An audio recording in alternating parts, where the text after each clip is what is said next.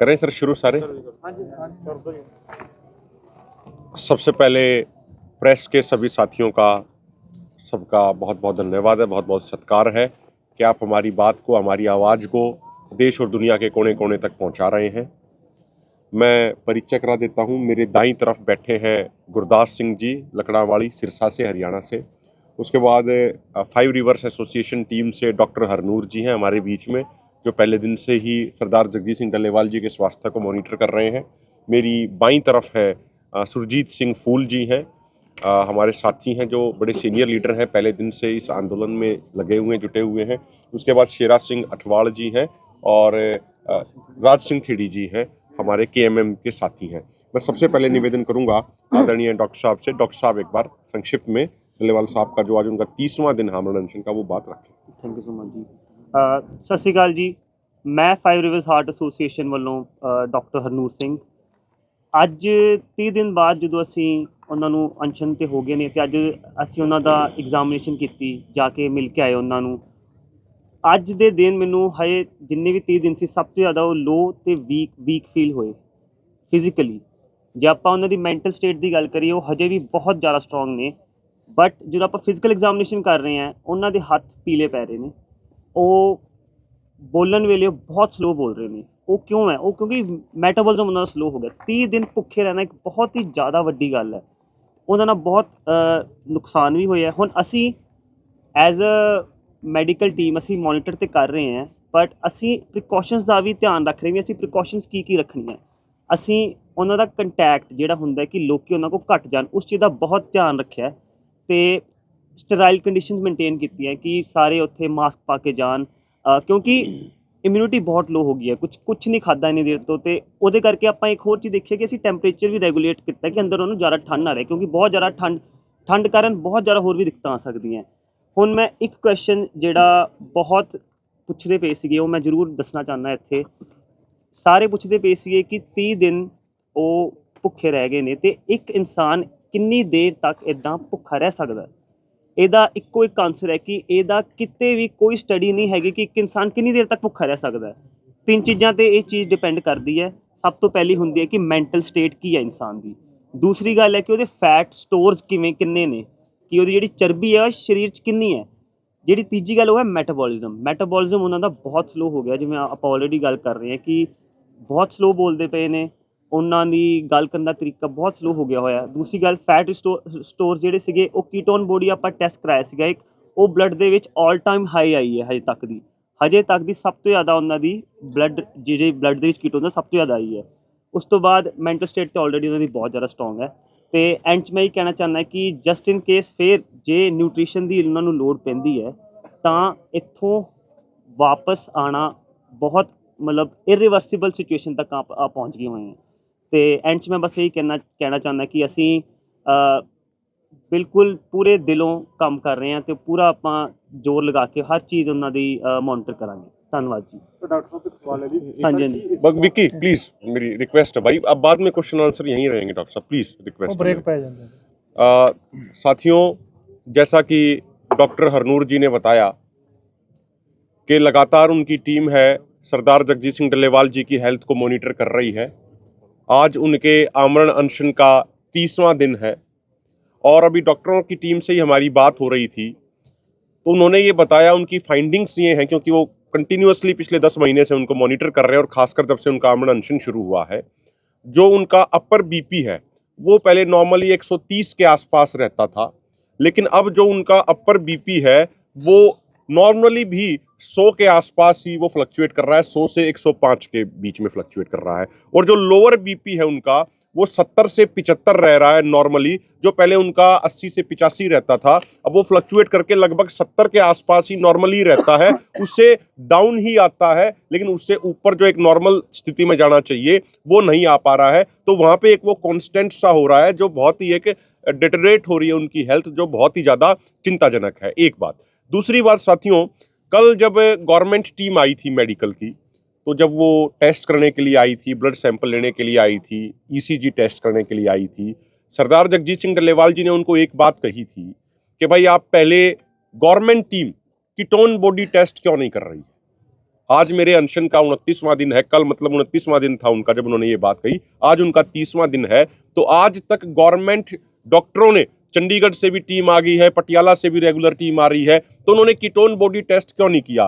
वो टेस्ट मेरे क्यों नहीं किए जा रहे, जिससे पिक्चर बिल्कुल क्लियर हो जाए सरकार को भी कि पिछले 30 दिनों से उन्होंने ना तो कुछ खाया है और पानी के अलावा कुछ नहीं पिया है।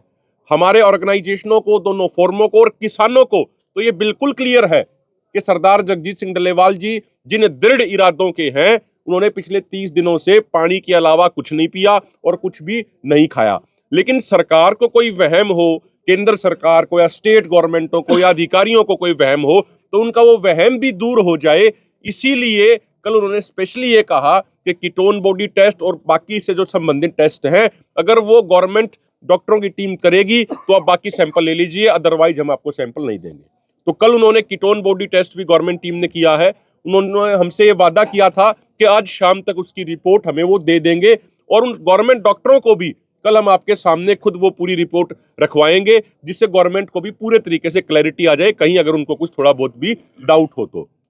इसके अलावा साथियों, जो कल हमारा कैंडल मार्च था, वो देश भर में ऐसी जगहों पे हुआ है जहां पहले कभी आंदोलन के प्रति इतनी सिंपैथी नहीं देखी गई। राजस्थान के अंदर, जम्मू कश्मीर के अंदर, हरियाणा के गांव-गांव के अंदर वो हुआ है। पंजाब की, चंडीगढ़ की कई यूनिवर्सिटियों में हुआ है, हरियाणा की यूनिवर्सिटियों में हुआ है, आंध्र प्रदेश के अंदर हुआ है, महाराष्ट्र के अंदर हुआ है, कर्नाटका, तमिलनाडु के अंदर हुआ है, मध्य प्रदेश के अंदर हुआ है। तो जो एक आज सरदार जगजीत सिंह डल्लेवाल जी के आमरण अनशन के प्रति, उनकी सोच के प्रति जो लोगों में, आम लोगों में एक जो लगाव है, वो लगातार बढ़ता जा रहा है। और कल आने वाली, कल यानी 26 तारीख को जो दोनों मोर्चों की कॉल है, पूरे देश के लेवल पे, पंजाब के अलावा तमाम राज्यों में सुबह 10 बजे से लेके 4 बजे तक किसान बड़ी संख्या में अपने जिला मुख्यालयों के ऊपर और अपने तहसील मुख्यालयों के ऊपर धरने दे रहे हैं, सांकेतिक भूख हड़ताल कर रहे हैं। और कल यहीं पे खनौरी मोर्चे पे ही जितने भी व्यापारिक संगठन हैं, जितने भी सामाजिक संगठन हैं, जितने भी धार्मिक संगठन हैं, जितनी भी ट्रेड यूनियन है, जितने भी सांस्कृतिक संगठन हैं, उन सब की दोनों फोरमों के नेताओं के साथ इसी होटल माही में, जो ये यहाँ पे साइड में शेड है, यहाँ पे मीटिंग होगी, जिसमें 30 तारीख को पंजाब बंद को कैसे अधिक से अधिक सफल बनाया जाए, उनकी रणनीति के ऊपर विचार चर्चा की जाएगी। सभी वर्गों का पूरा समर्थन लिया जाएगा, उसी के लिए रणनीति बनाई जाएगी। और कल फिर दोनों फोरमों की एक बड़ी और ज्वाइंट प्रेस कॉन्फ्रेंस यहाँ पे अन्य सामाजिक संगठनों के साथ भी होगी। और साथियों, एक आखिरी बात आप सबके संज्ञान में हम ये लाना चाह रहे हैं। सरदार जगजीत सिंह डल्लेवाल जी के भी मन में ये बात थी, 2 सवाल उनके मन में है। पहला ये कि भाई, जो state government, Haryana state government ने अभी 3-4 दिन पहले एक नोटिफिकेशन जारी किया कि हम 24 फसलों की एमएसपी पे खरीद की गारंटी देते हैं। ये उन्होंने एक नोटिफिकेशन जारी किया है। कुछ महीने पहले उन्होंने सिंपल एक बयान दिया था। हम माननीय हरियाणा सरकार के मुख्यमंत्री जी से, नायब सिंह सैनी जी से, सिर्फ 2 बातें पूछना चाह रहे हैं। पहली बात तो ये कि क्या कोई स्टेट गवर्नमेंट एमएसपी अपनी तरफ से डिक्लेयर कर सकती है? क्योंकि जो रिसेंटली सीएसीपी की जो प्रेस रिलीजेस हैं, वो तो ये बता रही हैं कि 22 फसलों का एमएसपी वो डिक्लेयर करते हैं। 23वीं फसल गन्ना, जिसका एफआरपी सेंट्रल गवर्नमेंट डिक्लेयर करती है, उसमें स्टेट गवर्नमेंट जोड़ के वो बन जाता है, एसएपी बन जाता है। तो ये 24वीं फसल ये कौन सी काउंट कर रहे हैं, ये क्लैरिफिकेशन हरियाणा की गवर्नमेंट को करना चाहिए। और क्या उनके पास ये अधिकार है कि वो अपने आप से किसी ऐसी फसल का भी एमएसपी डिक्लेयर कर दें जिसका एमएसपी अभी सेंट्रल गवर्नमेंट ने डिक्लेयर ना किया हो? एक बात। दूसरी बात, उन्होंने कहा है कि हम एमएसपी की गारंटी देते हैं। जो प्रोक्यूरमेंट का मामला है, क्या स्टेट गवर्नमेंट, ये सबसे महत्वपूर्ण सवाल है, क्या स्टेट गवर्नमेंट अपने लेवल पे प्रोक्यूरमेंट कर सकती हैं? जितना हमें नॉलेज है, जितनी हमें जानकारी है, स्टेट गवर्नमेंट परचेज करती हैं, प्रोक्यूर करती हैं सेंटर के पूल में डालने के लिए। सेंट्रल गवर्नमेंट उनको बजट देती है, सेंट्रल गवर्नमेंट पैसा लोकेट करती है, उस आधार पे स्टेट गवर्नमेंट प्रोक्यूरमेंट करती है। जो हरियाणा स्टेट गवर्नमेंट की जो परचेज करने वाली संस्थाएं हैं, चाहे वो हैफेड हो, चाहे वो वेयर हाउस कॉर्पोरेशन हो, जो वो प्रोक्यूरमेंट करती हैं, उनकी प्रोक्यूरमेंट की अमाउंट बहुत कम है। हरियाणा गवर्नमेंट को यह भी डाटा रखना चाहिए कि हरियाणा गवर्नमेंट की एजेंसियां किस फसल को कितना प्रोक्यूर कर रही हैं और सेंट्रल गवर्नमेंट की एजेंसियों के लिए हरियाणा गवर्नमेंट कितना प्रोक्यूर कर रही है। उससे अपने आप में क्लियर हो जाएगा। हमें बिल्कुल क्लियर है कि बिना सेंट्रल गवर्नमेंट की सहमति के कोई भी स्टेट गवर्नमेंट सभी फसलों पे एमएसपी गारंटी इंश्योर नहीं कर सकती। हमारे पास छत्तीसगढ़ का भी एग्जाम्पल है, अन्य राज्यों का भी एग्जाम्पल है, जहां पे स्टेट गवर्नमेंटों ने यह कहा था कि हम अपनी तरफ से फसलों पे बोनस देंगे, लेकिन सेंट्रल गवर्नमेंट ने 2014 में एक बात क्लियर कर दी थी मोदी सरकार ने कि अगर कोई भी स्टेट गवर्नमेंट किसानों को फसलों पे बोनस देगी तो सेंट्रल गवर्नमेंट उस स्टेट गवर्नमेंट से अनाज प्रोक्यूर नहीं करेगी। तो जो स्टेट गवर्नमेंट, जैसे छत्तीसगढ़ का एग्जांपल हमारे सामने है, जिन्होंने ये कहा था कि हम 600 रुपया प्रति क्विंटल धान पे बोनस देंगे, लेकिन वो बड़े लंबे समय तक सेंटर और स्टेट के बीच में वो विवाद का विषय बन गया था और सेंटर यहां तक आ गया था कि हम स्टेट गवर्नमेंट से प्रोक्यूर नहीं करेंगे।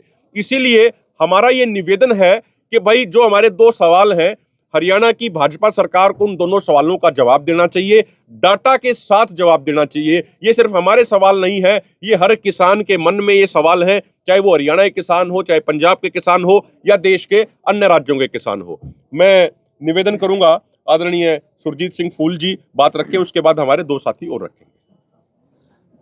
ਪੱਤਰਕਾਰ ਸਾਥੀਓ, ਤੁਹਾਡਾ ਵੀ ਆਮ ਸਵਾਲ ਹੁੰਦਾ ਵੀ ਤੁਹਾਡੀ ਇਸ ਅੰਦੋਲਨ ਦੇ ਵਿੱਚ ਆਮ ਲੋਕਾਂ ਨੂੰ, ਕਿਸਾਨਾਂ ਨੂੰ ਸ਼ਾਮਲ ਕਰਨ ਦੀ ਖਾਤਰ ਤੁਹਾਡੀ ਪਲੈਨਿੰਗ ਕੀ ਹੈ, ਤੁਹਾਡੀ ਸਟ੍ਰੈਟਜੀ ਰਣਨੀਤੀ ਕੀ ਹੈ, ਕਿਵੇਂ ਸ਼ਾਮਲ ਕਰੋਗੇ।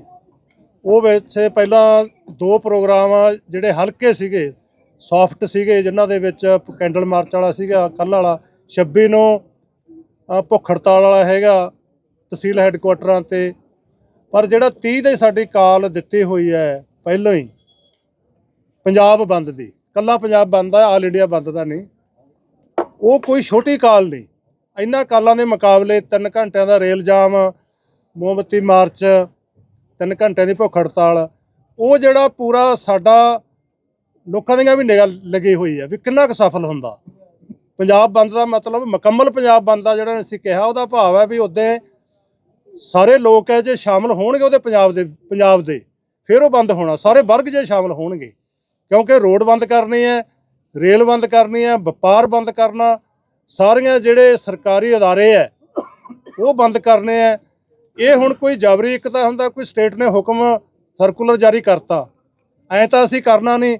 ਅਸੀਂ ਤਾਂ ਲੋਕਾਂ ਨੂੰ ਪ੍ਰੇਰ ਕੇ ਥੱਲੇ ਉਹਨਾਂ ਨੂੰ ਕਨਵਿੰਸ ਕਰਕੇ ਥੱਲੇ ਗਰਾਊਂਡ ਵਰਕ ਕਰਕੇ ਜਿਹੜਾ ਹੋਮ ਵਰਕ ਫਿਰ ਉਹਦੇ 30 'ਚ ਸਮੂਲੀਅਤ ਕਰਾਉਣੀ ਹੈ। ਇਸ ਕਰਕੇ ਵੀ ਸਾਡਾ ਉਹ ਜਿਹੜਾ 30 ਵਾਲਾ ਜਿਹੜਾ ਸਫਲ ਬੰਦ ਵਾਲਾ, ਮੁਕੰਮਲ ਬੰਦ ਵਾਲਾ, ਉਹਨੇ ਇੱਕ ਤਰ੍ਹਾਂ ਦਾ ਉਹ ਟੈਸਟ ਹੋਊਗਾ ਵੀ ਜਿਹੜੇ ਕਹਿੰਦੇ ਆ ਵੀ ਇਹਨਾਂ ਨੂੰ ਸਮਰਥਨ ਨਹੀਂ, ਇਹ ਤਾਂ ਇਕੱਲੀਆਂ ਕੁਝ ਜਥੇਬੰਦੀਆਂ ਹੀ ਲੜ ਰਹੀਆਂ ਨੇ, ਬਾਕੀ ਵੱਡਾ ਹਿੱਸਾ ਜਥੇਬੰਦੀਆਂ ਦਾ ਬਾਹਰ ਹੈਗਾ। ਇਸ ਕਰਕੇ ਉਹਦੀ ਖਾਤਰ ਅਸੀਂ ਕੋਈ ਜਬਰੀ ਨਹੀਂ ਲੋਕਾਂ ਨੂੰ ਵਪਾਰ ਬਾਜ਼ਾਰ ਬੰਦ ਕਰਾਉਣਾ ਜਾਂ ਉਹਨਾਂ ਦੇ ਅਦਾਰੇ ਬੰਦ ਕਰਾਉਣੇ। ਸਾਨੂੰ ਇਹ ਹੈਗਾ ਵੀ ਜਦੋਂ ਅਸੀਂ ਉਹਨਾਂ ਕੋਲੇ ਜਾਵਾਂਗੇ ਦੱਸਾਂਗੇ ਵੀ ਜਿਹੜੀਆਂ ਮੰਗਾਂ ਨੇ, ਭਾਵੇਂ ਉਹ ਐ ਨਹੀਂ ਵੀ ਭਾਵੇਂ ਕਿਸਾਨ ਜਥੇਬੰਦੀਆਂ ਮੂਹਰੇ ਲੱਗੀਆਂ ਹੋਣਗੀਆਂ, ਜਿਹੜੀਆਂ 12 ਮੰਗਾਂ ਨੇ, ਇਹਨਾਂ ਨੂੰ ਜੇ ਤੁਸੀਂ ਕੱਲੀ ਨੂੰ ਉਹਦੀ ਵਿਆਖਿਆ ਲਾਓ ਤਾਂ ਇਹ ਇਕੱਲੇ ਕਿਸਾਨਾਂ ਦੇ ਨਹੀਂ, ਸਾਰਾ ਜਿਹੜਾ ਮੱਧ ਵਰਗ ਹੈ, ਸਾਰੇ ਵਰਗ ਇਹਦੇ ਸ਼ਾਮਲ ਹੋ ਜਾਂਦੇ। ਹੁਣ ਬਿਜਲੀ ਐਕਟ ਜਿਹੜਾ 2023 ਨੂੰ ਰੱਦ ਕਰਨ ਦੀ ਗੱਲ ਹੈ, ਉਹ ਜੇ ਰੱਦ ਨਹੀਂ ਹੁੰਦਾ ਤਾਂ ਸਾਰਾ ਬਿਜਲੀ ਦੀ ਜਨਰੇਸ਼ਨ, ਬਿਜਲੀ ਦੀ ਸਪਲਾਈ, ਬਿਜਲੀ ਦਾ ਰੇਟ ਤੈਅ ਕਰਨ ਦਾ ਸਾਰਾ ਅਧਿਕਾਰ ਹੈ ਉਹ ਪ੍ਰਾਈਵੇਟ ਜਿਹੜੇ ਕਾਰਪੋਰੇਟ ਘਰਾਣੇ ਉਹਨਾਂ ਕੋਲੇ ਚਲਿਆ ਜਾਣਾ। ਜੇ ਉਹਨਾਂ ਕੋਲੇ ਚਲਿਆ ਗਿਆ, ਜੇ ਹੁਣ ਉਹਨਾਂ ਕੋਲੇ ਪਾਣੀ ਦਾ ਵਪਾਰ ਉਹਨਾਂ ਕੋਲੇ ਹੈਗਾ, ਪਾਣੀ ਸਾਨੂੰ 20 ਰੁਪਏ ਦੀ ਬੋਤਲ ਮਿਲਣ ਲੱਗ ਗਈ, ਜੇ ਬਿਜਲੀ ਦਾ ਅਧਿਕਾਰ ਉਹਨਾਂ ਕੋਲੇ ਹੋ ਗਿਆ, ਹਿਸਾਬ ਲਾਓ ਵੀ ਕਿੰਨੇ ਕੁ ਲੋਕ ਹੈ ਜਿਹੜੇ ਉਹ ਬਿਜਲੀ ਲੈ ਸਕਣਗੇ। ਸੋ ਇਸ ਤਰ੍ਹਾਂ ਉਹ ਮੰਗ ਸਾਰੇ ਮੱਧ ਵਰਗ ਦੀ ਮੰਗ ਹੈ, ਮਜ਼ਦੂਰਾਂ ਦੇ ਵੀ ਹੈ, ਮੁਲਾਜ਼ਮਾਂ ਦੇ ਵੀ ਹੈ, ਛੋਟੇ ਵਪਾਰੀਆਂ ਦੀ, ਕੁੱਲ ਵਰਗ ਦੀ ਮੰਗ ਹੈ ਉਹ ਵੀ ਉਹ ਸਰਕਾਰੀ ਜਿਹੜੀ ਬਿਜਲੀ ਹੈ ਉਹ ਪ੍ਰਾਈਵੇਟ ਕਾਰਪੋਰੇਟਾਂ ਦੇ ਹੱਥਾਂ 'ਚ ਨਾ ਜਾਵੇ। ਅਸੀਂ ਉਹ ਪ੍ਰੇਰ ਕੇ ਮਜ਼ਦੂਰਾਂ ਨੂੰ ਮੰਗ ਸ਼ਾਮਲ ਕੀਤਾ। ਅਸੀਂ ਜਿਹੜੀ ਉਹਨਾਂ ਦੀ ਮਨਰੇਗਾ 200 ਦਿਨ ਦੀ ਗਰੰਟੀ ਹੋਵੇ, 700 ਦਿਨ ਦੀ ਦਿਹਾੜੀ ਹੋਵੇ, ਆਦਿਵਾਸੀਆਂ ਨੂੰ ਜਿਹੜਾ ਜਲ ਜੰਗਲ ਤੇ ਜ਼ਮੀਨ ਤੇ ਉਹਨਾਂ ਦਾ ਕੁਦਰਤੀ ਹੱਕ ਬਹਾਲ ਰਹੇ, ਉਹ ਸਾਰੀਆਂ ਮੰਗਾਂ ਨੂੰ ਅਸੀਂ ਲਿਜਾ ਕੇ ਉਹਨਾਂ ਦੀ ਵਿਆਖਿਆ ਕਰਕੇ ਲੋਕਾਂ ਨੂੰ ਪ੍ਰੇਰ ਕੇ ਉਹਦੇ 'ਚ ਸ਼ਾਮਲ ਕਰਾਂਗੇ। ਤੇ ਸਾਨੂੰ ਉਮੀਦ ਹੈ, ਤੇ ਨਾਲ ਅਸੀਂ ਇਹ ਵੀ ਅਪੀਲ ਕਰਨਾ ਚਾਹੁੰਦੇ ਹਾਂ ਵੀ ਜਿਹੜੇ ਇੱਥੇ ਆ ਰਹੇ ਹੈ, ਅਸੀਂ ਵੈਲਕਮ ਕਰਦੇ ਹਾਂ। ਜਿਹੜਾ ਵੀ ਕੋਈ ਜਥੇਬੰਦੀ ਆਉਂਦੀ ਹੈ, ਕੋਈ ਲੀਡਰ ਆਉਂਦਾ, ਪੋਲੀਟੀਕਲ ਲੀਡਰ ਆਉਂਦਾ, ਕੋਈ ਸਮਾਜਿਕ ਲੀਡਰ ਆਉਂਦਾ, ਧਾਰਮਿਕ ਲੀਡਰ ਆਉਂਦਾ, ਸਾਰਿਆਂ ਨੂੰ ਅਸੀਂ ਵੈਲਕਮ ਕਰਦੇ ਹਾਂ। ਪਰ ਹੁਣ ਸਾਡਾ ਉਹਨਾਂ ਨੂੰ ਵੈਲਕਮ ਦੇ ਨਾਲ ਨਾਲ ਅਸੀਂ ਕਹਿੰਦੇ ਵੀ ਜੇ ਸੱਚਮੁੱਚ ਹੀ ਕਾਂਗਰਸ ਦੇ MP, ਕਾਂਗਰਸ ਪਾਰਟੀ ਇਹਨਾਂ ਮੰਗਾਂ ਨਾਲ ਸਹਿਮਤ ਹੈ, ਉਹ ਚਾਹੁੰਦੀ ਆ ਵੀ ਦਿੱਲੀ ਸਰਕਾਰ ਰੱਦ, ਤਾਂ ਉਹਦੇ ਸਾਡਾ ਉਹ 30 ਦੇ ਬੰਦ ਦੇ ਵਿੱਚ ਵੀ ਸਾਡਾ ਦਿਸਣਾ ਚਾਹੀਦਾ, ਦਿਸ ਜੋ ਉਹਨਾਂ ਦਾ ਵੀ ਉਹ ਸਿਰਫ ਹਾਜ਼ਰੀ ਲਵਾਉਣ ਆਏ ਆ ਜਾਂ ਉਹਨਾਂ ਨੇ ਸਮਰਥਨ ਉਹਦੇ ਵਿੱਚ ਬੰਦ ਦੇ ਵਿੱਚ ਵੀ ਉਹਨਾਂ ਦੇ ਕਾਡਰ ਨੇ, ਉਹਨਾਂ ਦੀ ਫੋਰਸ ਨੇ ਸਮਰਥਨ ਦਿੱਤਾ। ਆਮ ਆਦਮੀ ਪਾਰਟੀ ਦੀ ਜੀ ਸਰਕਾਰ ਹੈ, ਹੁਣ ਅੱਜ ਉਹਨਾਂ ਦਾ ਮੰਤਰੀ ਹੈ, ਉਹਨਾਂ ਦਾ ਜਿਹੜਾ ਪ੍ਰਧਾਨ ਹੈ ਹੁਣ ਤਾਂ ਉਹਨਾਂ ਦੀ ਆਮ ਆਦਮੀ ਪਾਰਟੀ ਦਾ ਅਮਨ ਅਰੋੜਾ ਜੀ, ਉਹ ਵੀ ਇੱਥੇ ਆ ਰਹੇ ਨੇ। ਗੁਰਦਿੱਤ ਸਿੰਘ ਸੇਖੋਂ ਆ ਉਹਨਾਂ ਦੇ MLA ਫਰੀਦਕੋਟ ਤੋਂ, ਉਹ ਆ ਚੁੱਕੇ ਆ ਪਹਿਲਾਂ।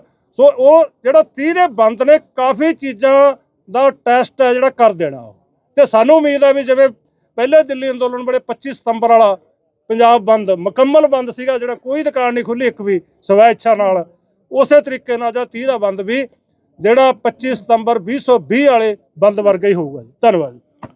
मैं निवेदन करूंगा गुरदास लकड़ावाली जी, वो एक बार आए, वो बात रखते हैं अपनी संक्षेप। ਪਹਿਲਾਂ ਸਾਰੀ ਪ੍ਰੈਸ ਨੂੰ ਸਤਿ ਸ੍ਰੀ ਅਕਾਲ। ਮੈਂ ਤਹਿ ਦਿਲੋਂ ਧੰਨਵਾਦ ਕਰਦਾ ਕਿ ਉਹਦੇ ਤੋਂ 13 ਤਰੀਕ ਤੋਂ ਜਿਹੜੀ ਪ੍ਰੈਸ ਇੱਥੇ ਹੈ, ਮੈਂ ਇਹਨਾਂ ਦਾ ਬਹੁਤ ਬਹੁਤ ਧੰਨਵਾਦ ਕਰਦਾ ਹਾਂ। ਔਰ ਸਰਦਾਰ ਜਗਜੀਤ ਸਿੰਘ ਡੱਲੇਵਾਲ ਜੀ ਦੀ ਦਿਨੋਂ ਦਿਨ ਸਿਹਤ 'ਤੇ ਫਰਕ ਪੈ ਰਿਹਾ ਹੈ, ਡਾਕਟਰ ਸਾਹਿਬ ਨੇ ਸਾਰੀਆਂ ਦੱਸੀਆਂ।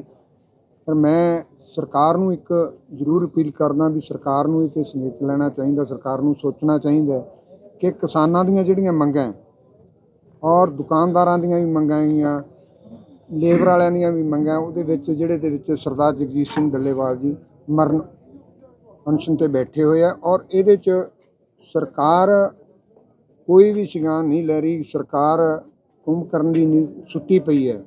ਪਰ ਜਦੋਂ ਕਿ ਅਸੀਂ ਪੰਜਾਬ ਦੇ ਜਿਵੇਂ ਬੰਦ ਆਇਆ ਸੱਦਾ, ਉਹਦੇ 'ਚ ਪੂਰਾ ਮੁਕੰਮਲ ਬੰਦ ਹੋ ਜਾਂਦਾ ਹੈਗਾ ਪੂਰਾ, ਤਾਂ ਉਹਦੇ 'ਚ ਸਰਕਾਰ ਨੂੰ ਵੀ ਭਾਜਣਾ ਪੈਂਦੀਆਂ ਨੇ। ਇੱਕ ਚੀਜ਼ ਇਹਦੇ 'ਚ ਜ਼ਰੂਰ ਹੈ, ਮੈਂ ਮੇਰੇ ਕਿਸਾਨ ਭਰਾਵਾਂ ਨੂੰ ਔਰ ਮਜ਼ਦੂਰ ਭਰਾਵਾਂ ਨੂੰ ਹਰਿਆਣਾ 'ਚ ਕਿੰਨੇ ਯੂਪੀ ਹੈ, ਉਹ ਵੱਧ ਤੋਂ ਵੱਧ ਇਹਦੇ ਵਿੱਚ ਹਿੱਸਾ ਪਾਉਣ, ਜ਼ਿਆਦਾ ਸੇ ਜ਼ਿਆਦਾ ਇੱਥੇ ਆਉਣ।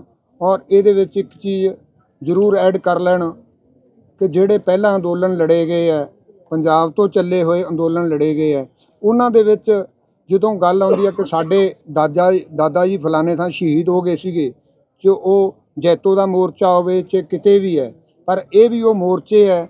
ਪਰ ਉਹ ਲੋਕ ਕੀ ਕਹਿਣਗੇ ਆਪਣੇ ਪੁੱਤ ਪੋਤਿਆਂ ਨੂੰ ਵੀ ਜੇ ਇਹਦੇ ਵਿੱਚ ਆ ਕੇ ਉਹਨਾਂ ਨੇ ਕੋਈ ਸ਼ਮੂਲੀਅਤ ਨਾ ਦਿੱਤੀ, ਉਹ ਪੁੱਤ ਪੋਤੇ ਪੁੱਛਣਗੇ ਵੀ ਤੁਸੀਂ ਦਾਦਾ ਜੀ ਬਾਪੂ ਜੀ ਗਏ ਸੀ ਉਸ ਮੋਰਚੇ 'ਚ, ਉਹਨਾਂ ਦੇ ਕੋਲੇ ਕੋਈ ਜਵਾਬ ਨਹੀਂ ਹੋਣਾ।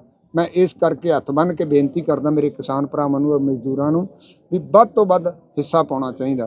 वाहिगुरु जी का खालसा। एक छोटी सी मैं जानकारी और अंत में एक मेंशन करना चाह रहा हूँ।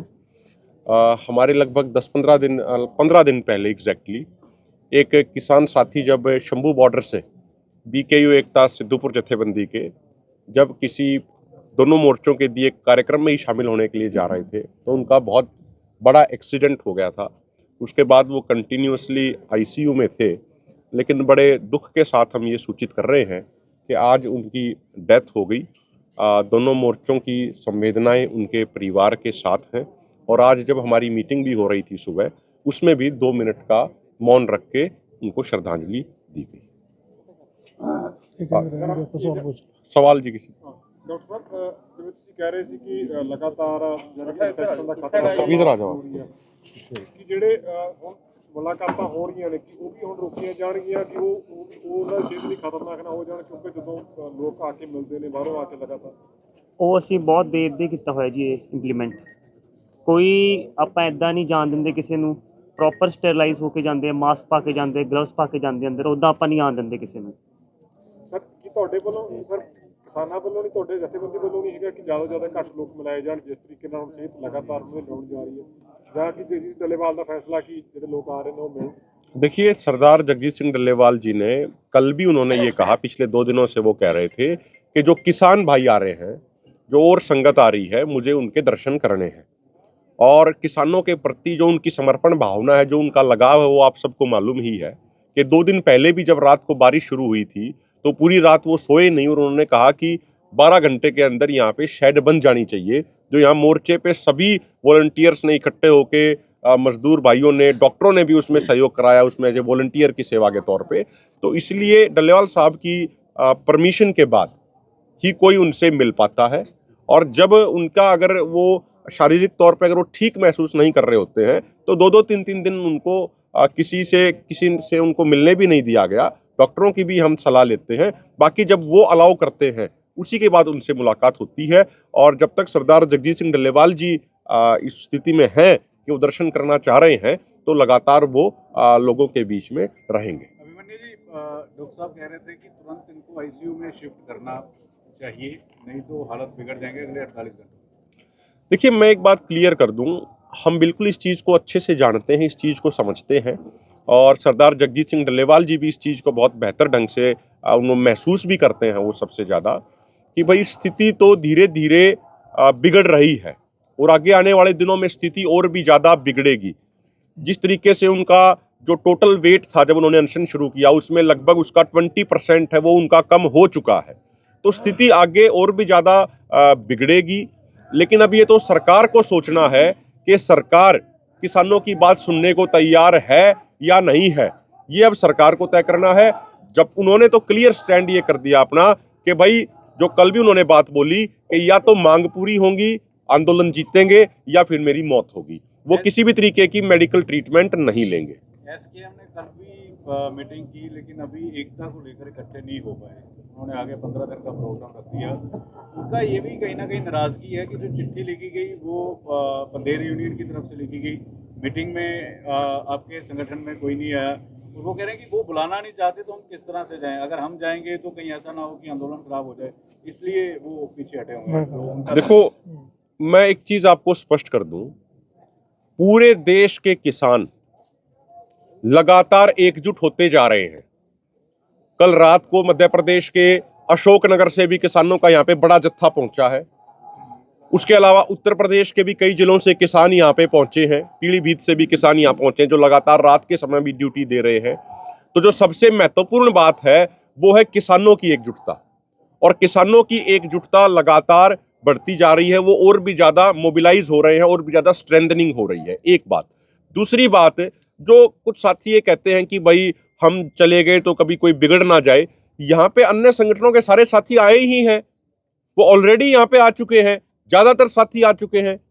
सबका पूरा सम्मान किया गया है, सबका पूरा सत्कार किया गया है, सबको पूरे तरीके से प्रॉपर इज्जत दी गई है, सबका पूरा सत्कार हुआ है। तो ये कहना कि भाई कभी कुछ ना हो जाए, मुझे लगता है इस तरीके की बातें करना, इस तरीके की टिप्पणी करना ठीक नहीं है। और जहां तक आपने कहा कि भाई एक तरफ से ही चिट्ठी आई या क्या हुआ, कैसे हुआ, हम बार बार ये बात क्लियर कर चुके हैं कि दोनों मोर्चों ने बातचीत करके ही, पहले बातचीत हुई थी हमारी, फिर उसके बाद हमारे कुछ साथी मिलने के लिए गए थे। तो हम सारा अपना दोनों मोर्चे आपस में कोऑर्डिनेशन करके आपस में रणनीति बना के चीजें कर रहे हैं। सुरजीत फूल जी भी इस पे कुछ ऐड करना चाह रहे हैं। ਦੇਖੋ ਜੀ, ਜਿਹੜਾ ਪ੍ਰਤੀਨਿਧ ਮੰਡਲ ਸਾਡਾ ਗਿਆ, ਕਮੇਟੀ ਗਈ ਆ ਪੰਜ ਆਗੂਆਂ ਦੀ, ਉਹ ਜੇ ਕਹਿੰਦੇ ਵੀ ਕੱਲੀ ਪੰਧੇਰ ਦੀ ਜਥੇਬੰਦੀ ਦੇ ਉਹਨੂੰ ਡਿਸਟੋਰਟ ਕਰਨਾ, ਤੋੜਨਾ ਕਿਸੇ ਗੱਲਬਾਤ ਨੂੰ, ਅਸੀਂ ਪਹਿਲਾਂ ਵੀ ਸਾਫ਼ ਕੀਤਾ, ਹੁਣ ਵੀ ਭਾਨੂ ਜੀ ਨੇ ਸਾਫ਼ ਕਰਤਾ ਵੀ ਜਿਹੜੇ ਉਹ ਪੰਜ ਆਗੂ ਸਾਡੇ ਗੱਲਬਾਤ ਕਰਨ ਗਏ ਆ 21 ਤਰੀਕ ਨੂੰ, ਉਹ ਦੋਨਾਂ ਫੋਰਮਾਂ ਨਾਲ ਡਿਸਕਸ ਕਰਕੇ ਰਾਏ ਕਰਕੇ ਫੇਰ ਗਏ ਆ। ਇਸ ਕਰਕੇ ਕਿਹੜੇ ਆਗੂ ਦੀ ਡਿਊਟੀ ਲੱਗਦੀ ਆ ਫੋਰਮ ਵੱਲੋਂ, ਕਿਹਦੇ ਨਹੀਂ, ਇਸ ਗੱਲ ਨੂੰ ਐ ਤਾਂ ਹੁਣ ਉਦੋਂ ਜਦੋਂ ਪਹਿਲਾਂ ਸੁਪਰੀਮ ਕੋਰਟ ਦੀ ਕਮੇਟੀ ਨੂੰ ਮਿਲਣ ਗਏ ਸੀ ਉਦੋਂ ਦੂਜੇ ਲੋਟ ਕਹੀ ਜਾਂਦੇ ਸੀਗੇ ਵੀ ਉਹ ਜਿਹੜਾ ਕਿਸਾਨ ਮਜ਼ਦੂਰ ਮੋਰਚੇ ਦੀ ਨਹੀਂ ਗਏ, ਇੱਧਰਲਾ ਗੈਰ ਰਾਜਨੀਤਿਕ ਐਸਕੇਐਮ ਗਿਆ, ਉਹ ਵੀ ਦੋਹਾਂ ਦੀ ਸਹਿਮਤੀ ਨਾਲ ਸੀਗਾ, ਹੁਣ ਵਾਲਾ ਵੀ ਦੋਹਾਂ ਦੀ ਸਹਿਮਤੀ ਨਾਲ ਹੈ। ਦੂਸਰੀ ਗੱਲ ਜਿਹੜਾ ਉਹ ਕਹਿੰਦੇ ਆ ਵੀ ਸਾਨੂੰ, ਉਹ ਤਾਂ ਪਹਿਲਾਂ ਐਂ ਵੀ ਕਹਿੰਦੇ ਸੀਗੇ ਵੀ ਸਾਨੂੰ ਉਹਨਾਂ ਨੇ ਅਪਰੋਚ ਹੀ ਨਹੀਂ ਕੀਤਾ, ਜੇ ਸਾਨੂੰ ਅਪਰੋਚ ਕੀਤਾ ਹੁੰਦਾ ਅਸੀਂ ਨਾਲ ਤੁਰ ਪੈਂਦੇ। ਹੁਣ ਉਹ ਦੱਸੀ ਜਾ ਰਹੇ ਆ ਵੀ ਇੰਨੀਆਂ ਚਿੱਠੀਆਂ ਦਾ ਆਦਾਨ ਪ੍ਰਦਾਨ ਹੋਇਆ, ਅਸੀਂ ਚਿੱਠੀਆਂ ਪਾਈਆਂ, ਉਹਨਾਂ ਨੇ ਦੋਨਾਂ ਫੋਰਮਾਂ ਨੇ ਉਹਦਾ ਜਵਾਬ ਦਿੱਤਾ, ਫਿਰ ਉਹਨਾਂ ਦੇ ਚਿੱਠੀਆਂ ਦੇ ਜਵਾਬ ਵਿੱਚ ਅਸੀਂ ਜਵਾਬ ਦਿੱਤਾ। ਭਲਾ ਜੇ ਅਪਰੋਚ ਹੋਈ ਨਾ ਹੁੰਦਾ, ਚਿੱਠੀਆਂ ਕਿਵੇਂ ਅਸਮਾਨ ਤੋਂ ਤਾਂ ਡਿੱਗਣੀ ਪੈਣੀਆਂ ਸੀਗੀਆਂ। ਸੋ ਗੱਲਾਂ ਨੂੰ रीजन उन्होंने पूछो।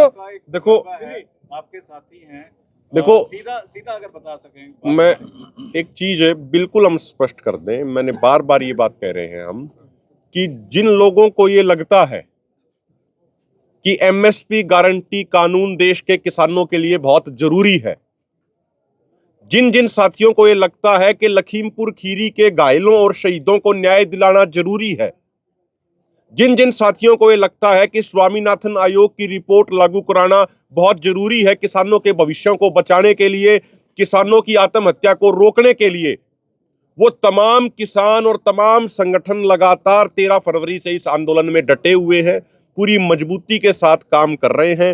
जिंदा जमीर के सभी लोग इस आंदोलन के हक में है, इस आंदोलन के समर्थन में है, और बाकी कौन क्या टिप्पणी कर रहा है, मुझे लगता है कि हम दोनों फोरमों की तरफ से उस पर कोई ज़्यादा अपनी प्रतिक्रिया नहीं देना चाह रहे, क्योंकि हमारे सामने जो स्थिति है, सरदार जगजीत सिंह डल्लेवाल जी के आमरण अनशन का आज 30वां दिन है। उनकी स्थिति बहुत गंभीर है, नाजुक है। कल यहाँ पे सामाजिक, धार्मिक, सांस्कृतिक, ट्रेड यूनियनों के साथ हमारी मीटिंग है, उन संगठनों के साथ, उसमें भी हम लगातार तैयारी में दोनों फोरमों के नेता लगे हुए हैं। तो इसलिए हमारी प्रार्थना आपसे ये है कि दूसरे साथी कौन क्या कह रहा है, क्या नहीं कह रहा, उसका जवाब बेहतर ढंग से वही दे पाएंगे। ਜਿਵੇਂ ਤੁਸੀਂ ਉਦੋਂ ਮੀਟਿੰਗ ਹੋਈ ਸੀ ਦੋਨੋਂ ਫੋਰਮਾਂ 'ਚ ਭਨੇਰ ਜੀ ਗਏ ਤੇ ਉਹਨੇ ਕਿਹਾ ਸੀ ਬਹੁਤ ਸੁਖਾਵੇਂ ਮਾਹੌਲ ਦੇ ਵਿੱਚ ਹੋਈ ਹੈ, ਇਕਜੁੱਟਤਾ ਨੂੰ ਅੱਗੇ ਵਧਾਉਣ ਲਈ ਹੋਈ ਹੈਗੀ, ਕਿ ਉਹ ਕਹਿ ਰਹੇ ਕਿ ਅਸੀਂ ਵੀ ਫੈਸਲਾ ਲੈਣ ਜੋਗੇ ਨਹੀਂ ਹੈਗੇ ਸੀ ਕਿਉਂਕਿ ਅਸੀਂ ਐਸਕੇਐਮ ਨਾਲ ਗੱਲ ਕਰਨੀ ਹੈ ਤੇ ਭਨੇਰ ਜੀ ਗਏ ਸੀ, ਉਹਨਾਂ ਨੇ ਤੁਹਾਡੇ ਨਾਲ ਗੱਲ ਕਰਨੀ ਸੀ। ਅਗਲੀ ਮੀਟਿੰਗ ਦੇ ਵਿੱਚ ਰਾਹ ਲੱਭ ਜਾਏਗਾ। ਕੀ ਤੁਹਾਡੀ ਦੁਬਾਰਾ ਤੋਂ ਮੀਟਿੰਗ ਹੋ ਚੁੱਕੀ ਹੈ? ਕਿ ਹੁਣ ਅਗਲੀ ਮੀਟਿੰਗ ਕਦੋਂ ਹੋਣੀ ਹੈ, ਇਸ ਬਾਰੇ ਤਾਂ ਕੋਈ ਚਰਚਾ ਹੋਈ ਨਹੀਂ, ਉਹ ਤਾਂ ਉਹਨਾਂ ਨੇ ਕੱਲ ਜਿਹੜੀ ਕੀਤੀ ਹੈ ਮੀਟਿੰਗ 24 ਨੂੰ, ਉਹਦੇ ਵਿੱਚ ਉਹਨਾਂ ਨੇ ਕਹਿਤਾ ਵੀ ਅਸੀਂ ਨਹੀਂ ਸ਼ਾਮਲ ਹੋ ਸਕਦੇ ਇਸ ਅੰਦੋਲਨ 'ਚ, ਅਸੀਂ ਗਵਰਨਰ ਨੂੰ, ਰਾਸ਼ਟਰਪਤੀ ਨੂੰ ਮਿਲਾਂਗੇ 15 ਦਿਨਾਂ ਨੂੰ, ਫਿਰ ਉਹਦਾ ਮੀਟਿੰਗ ਦਾ ਅਗਲੀ ਮੀਟਿੰਗ ਦਾ ਕੀ ਤੁਕ ਰਹੇਗੀ। ਉਹਨਾਂ ਨੇ ਕਰਤਾ ਫੈਸਲਾ ਵੀ ਅਸੀਂ 30 ਵਾਲੇ 'ਚ ਵੀ ਨਹੀਂ ਸ਼ਾਮਲ ਹੋਣਾ, ਅਸੀਂ ਇਸ ਅੰਦੋਲਨ ਦਾ ਵਿੱਚ ਜਾ ਕੇ ਇਹਦੇ ਅੰਦੋਲਨ 'ਚ ਅਸੀਂ ਕੋਈ ਸਮਰਥਨ ਨਹੀਂ ਕਰਨਾ, ਅਸੀਂ ਬਾਹਰੋਂ ਰਹਿ ਕੇ ਜਿੰਨਾ ਕੁ ਕਰ ਸਕੇ ਉਹ ਕਰਾਂਗੇ। ਤੇ ਉਹਦਾ ਹੈਗਾ ਕੀ ਕਰਾਂਗੇ, ਉਹ ਹੈਗਾ ਰਾਸ਼ਟਰਪਤੀ ਨੂੰ ਇਹ ਵੀ ਮੰਗਾਂ ਮੰਨੀਆਂ ਜਾਣ ਜਿਹੜੀਆਂ ਸਾਡੀਆਂ ਦੋਨੇ ਫੋਰਮਾਂ ਦਾ ਅੰਦੋਲਨ ਚੱਲ ਰਿਹਾ 12 ਮੰਗਾਂ ਤੇ ਜਗਜੀਤ ਸਿੰਘ ਡੱਲੇਵਾਲ ਦੀ ਜਾਨ ਬਚਾਈ ਜਾਵੇ। ਉਹ ਮੇਰਾ ਖਿਆਲ ਤਰੀਕ ਵੀ ਉਹਨਾਂ ਨੇ ਦੇਤੀ ਵੀ ਕਿੰਨੇ ਦਿਨਾਂ ਨੂੰ, ਮਤਲਬ ਉਹਨਾਂ ਦਿਨ ਉਹ ਵੇਟ ਕਰਨਗੇ ਜਗਜੀਤ ਸਿੰਘ ਡੱਲੇਵਾਲ ਦੀ ਜਾਨ ਜਾਂਦੀ ਹੈ ਕਿ ਨਹੀਂ ਜਾਂਦੀ ਹੈ। ठीक है सर, बहुत